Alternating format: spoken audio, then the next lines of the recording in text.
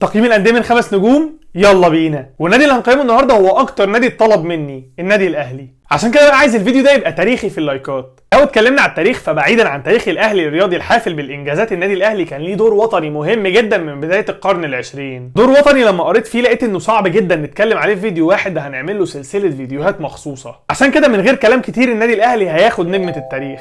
لو اتكلمنا على الجماهيريه فانا بصراحه مش هدخل في نقاش هل الاهلي الاكثر جماهيريه في الوطن العربي ولا لا، لانه حتى لو مش الاكثر جماهيريه فهو من اكثر الانديه الجماهيريه في الوطن العربي، وجماهير الاهلي بالملايين في كل مكان. وحتى بره الوطن العربي وافريقيا النادي الاهلي معروف لكل المهتمين بالكوره في العالم، عشان كده برضه هياخد نجمه الجماهيريه. لو اتكلمنا عن النجاح المحلي فمفيش كلام كتير يتقال، النادي الاهلي واخد 42 دوري مصري، الزمالك اللي بعده على طول واخد 14، فاكيد الاهلي هياخد نجمه النجاح المحلي. لو اتكلمنا عن النجاح القاري فحاله الاهلي في افريقيا زي حاله ريال مدريد كده في اوروبا، هم واخدين 10 القاب لدوري ابطال افريقيا، النادي اللي بعدهم على طول واخد 5، غير طبعا ال3